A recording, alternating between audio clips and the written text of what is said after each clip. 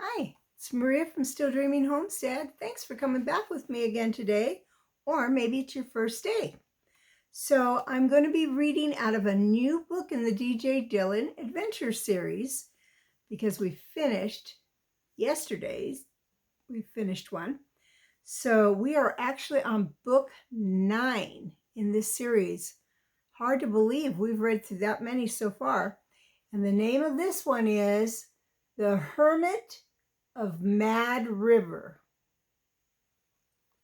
A hermit is a person that lives by themselves and stays by themselves.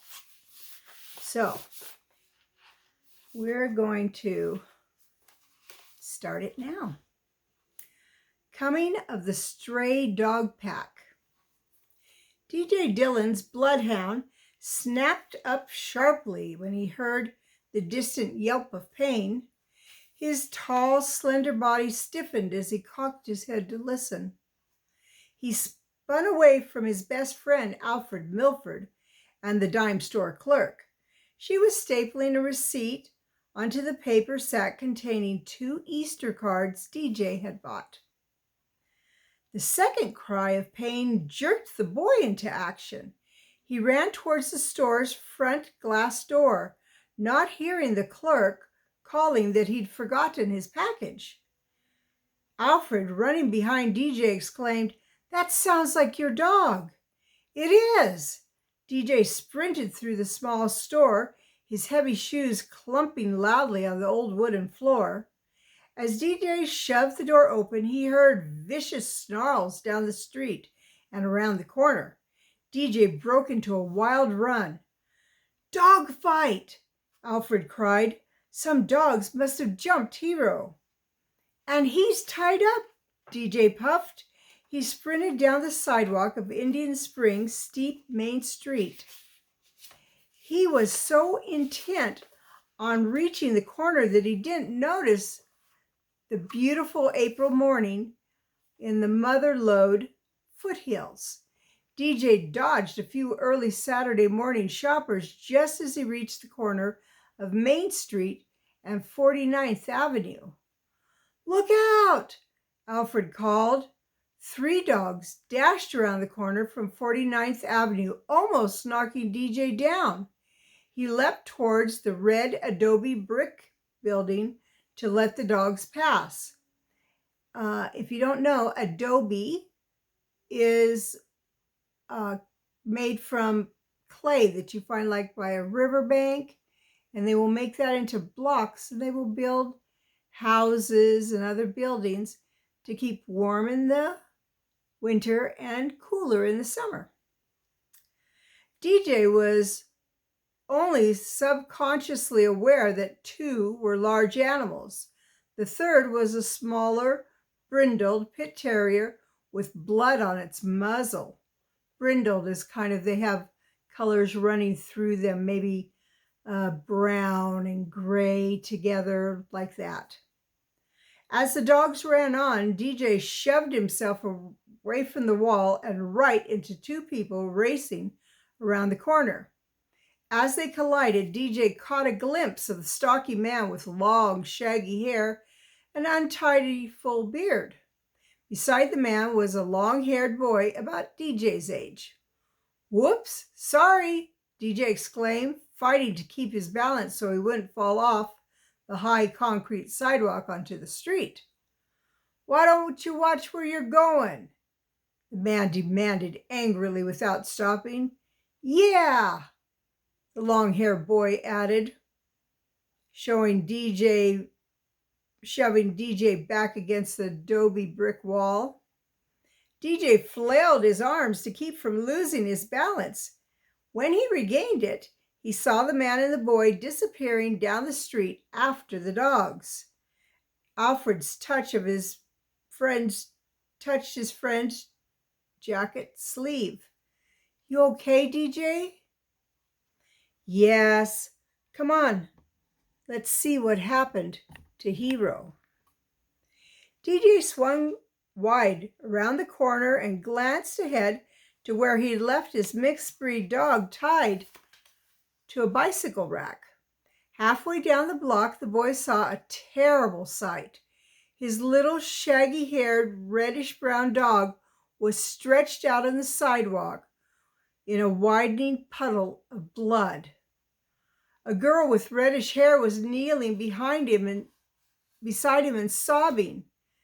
Kathy Stagg, DJ, and Alfred all attended the same school in a nearby Stony Ridge. In a moment, DJ knelt beside his dog. Hero whined in recognition and tried to raise his head, but he couldn't. "What happened, Kathy?" DJ demanded, his blue eyes quickly checking the dog's torn ears, muzzle, shoulders, ribs, and flanks. The boy had seen Hero hurt before, especially from tackling a wild bear, but DJ had never seen such terrible wounds on Hero that he has suffered now. Kathy tried to answer, but her voice broke. With an effort, she gained control. Words poured out of her in an anguished stream. "I was on my way down the block when I saw 3 dogs jump Hero. I yelled at them, but they didn't pay any attention. Hero's leash was so short, he couldn't get away or defend himself much. Then a man and a kid ran up and started kicking. At first, I thought they were trying to boot the other dogs away from Hero. Then I realized they were kicking him as if it was his fault." DJ glanced up at Kathy, his blue eyes blazing. "They what?" Kathy nodded vigorously, her reddish hair cascading down both sides of her head. "I ran towards them and yelled for them to stop. The dogs took off towards the corner, the way you and Alfred came.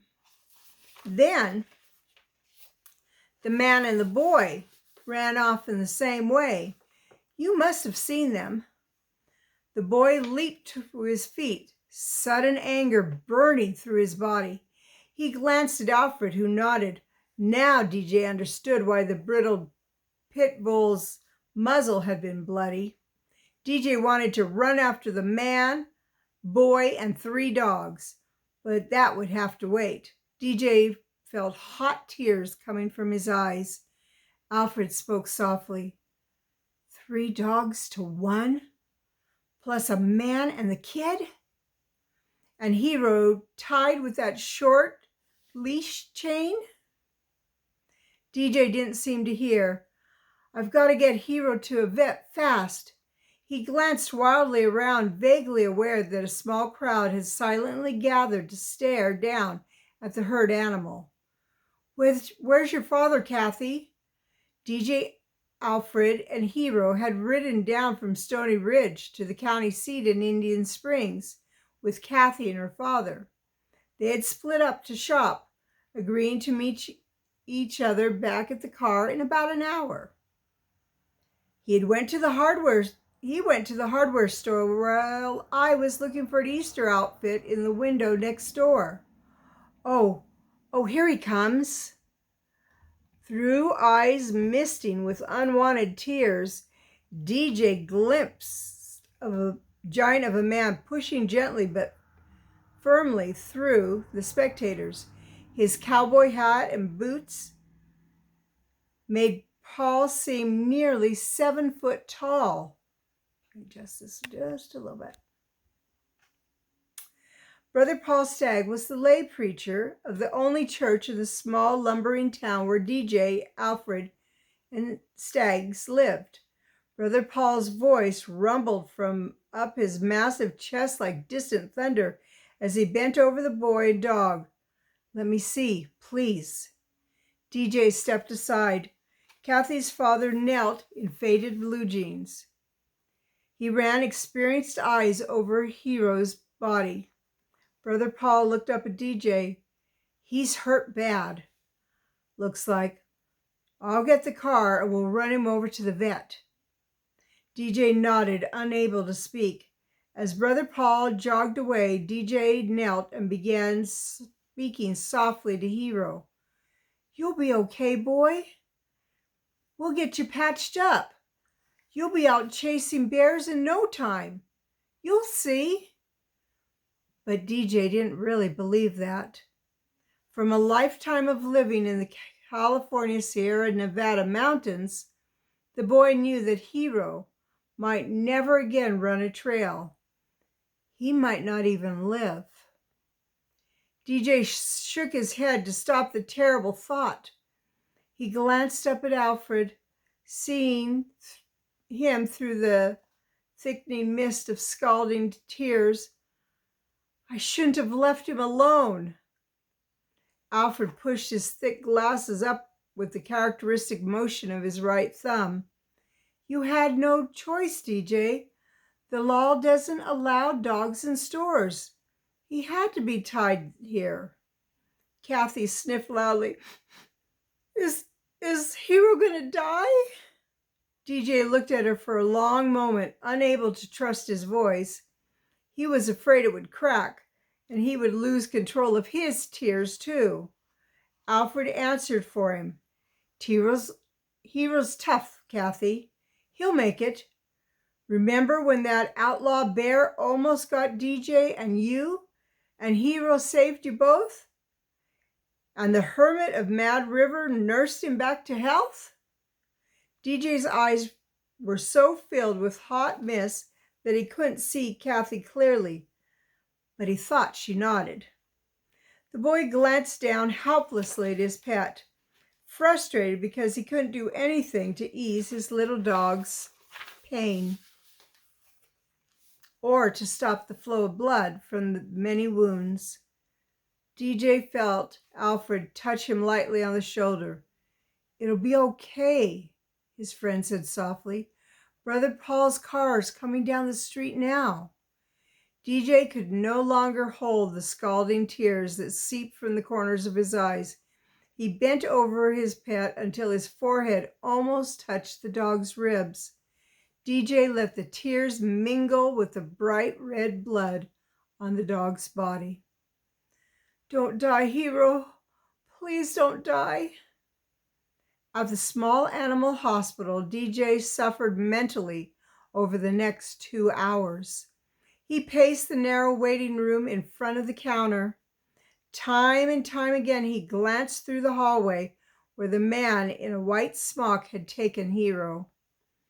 DJ was vaguely aware of the medical smell, of dogs barking somewhere deep in the building.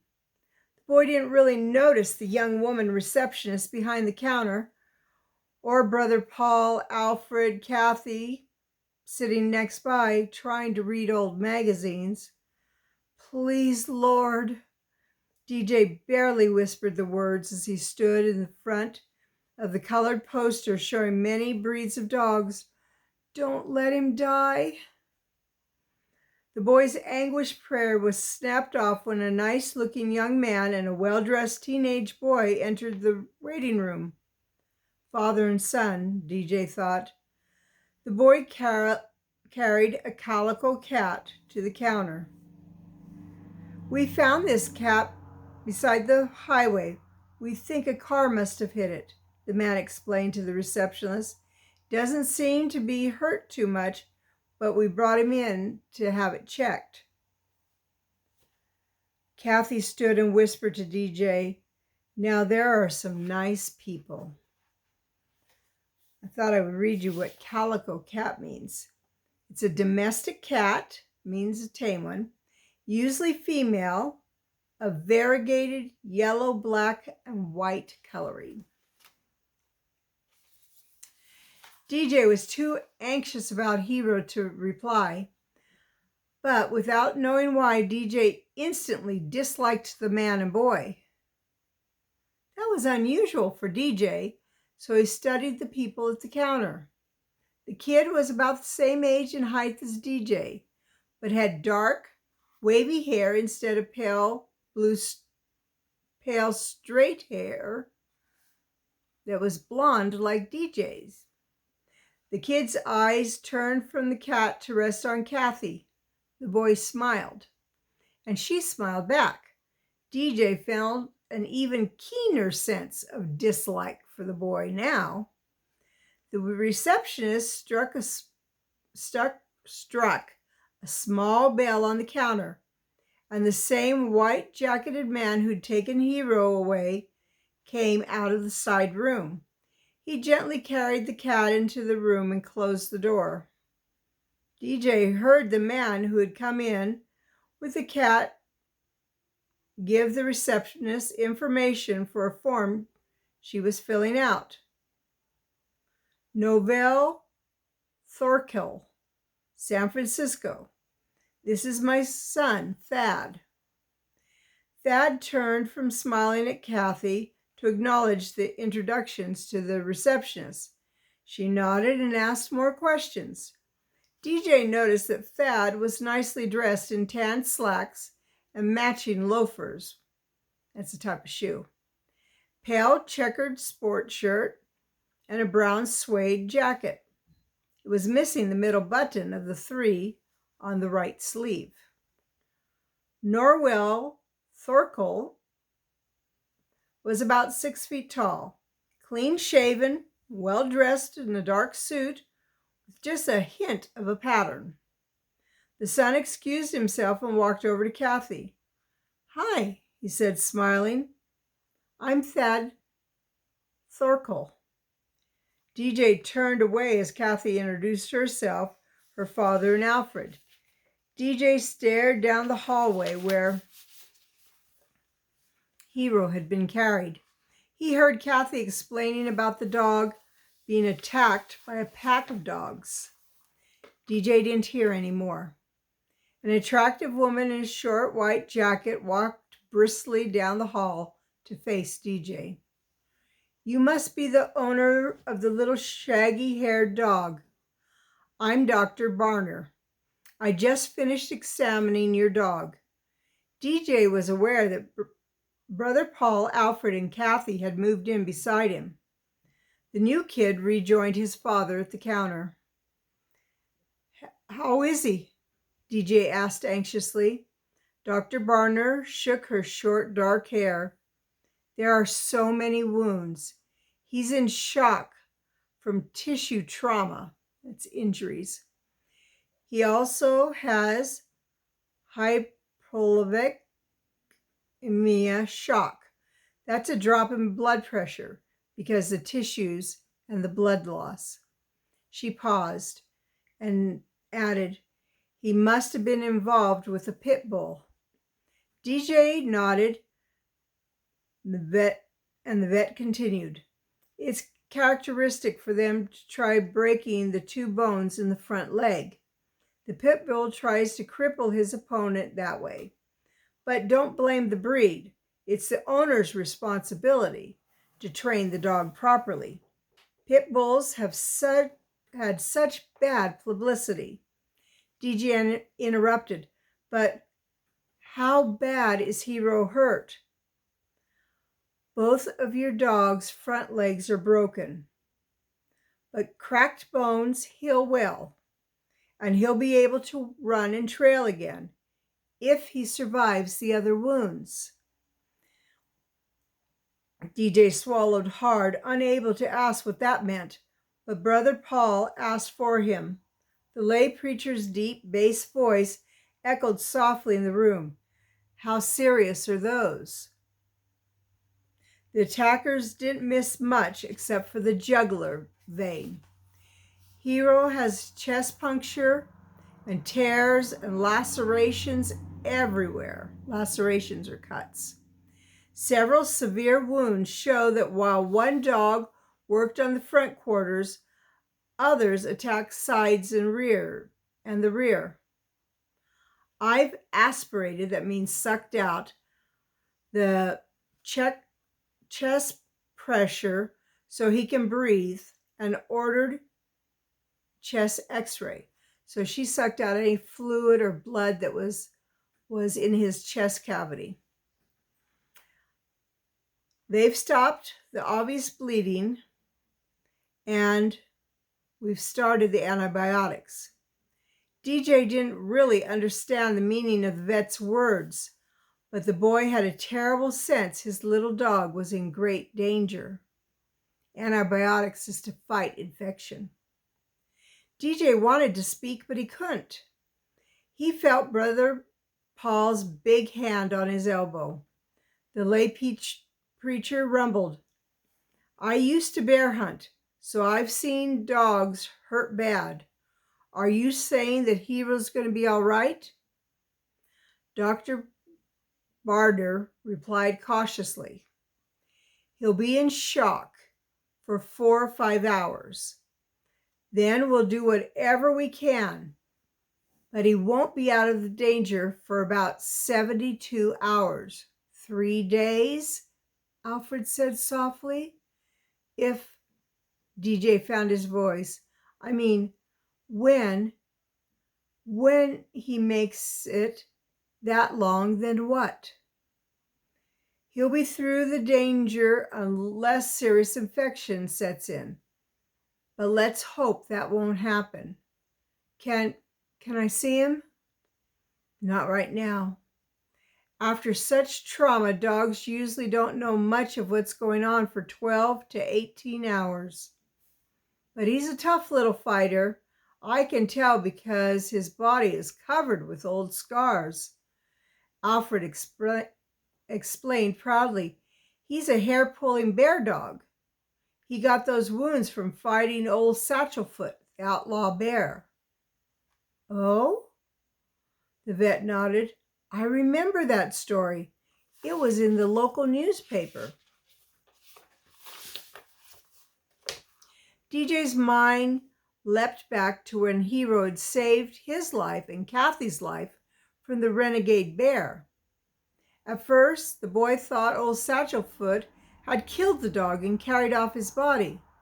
Only later did DJ learn that a hermit had found the dog, more dead than alive, and nursed him back to health. Surely Hero had a better chance now because the vet was caring for him.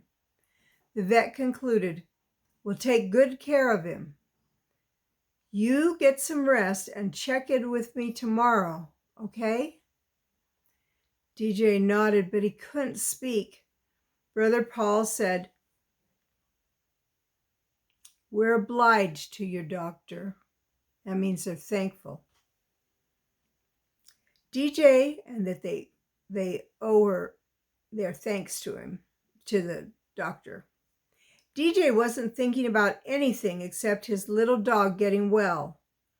The boy started out the front door, but stopped and went back when he realized Brother Paul had paused at the receptionist's counter. The preacher pulled out his wallet. The boy suddenly realized he hadn't even thought about the need of money to care for his dog. DJ whispered, I'll pay you back as soon as I can. Forget it, the lay preacher rumbled. As they walked out, DJ saw the nice-looking Thorkels were just getting into their car. Thad waved at Kathy, and she waved back. Thad called through the open passenger side window, sure hope the dog gets better fast. Thanks, Kathy said. I hope the same for the cat. DJ turned away. His blue eyes traveled on toward the far end of the small animal emergency hospital. Inside that long, low building, the best dog in the world was suffering, maybe dying. Hero had never hurt anybody in his whole life, and he didn't deserve to be hurt. Blood scalded through DJ's body with anger he had never known. He hadn't ever wanted revenge for anything, but a surge of blazing fury made the boy whisper fiercely aloud, Hang on, Hero. Hang on. I'll find the ones who hurt you. Then I'll make them pay. Wow. Well, that was a sad beginning of this story. Hopefully, Hero will be okay. And we will know more when I read to you tomorrow. I want to pray blessings on you and yours, in your house, out of your house, of the day and the night. Whatever you do, keep dreaming. Keep a story in your heart. Bye-bye.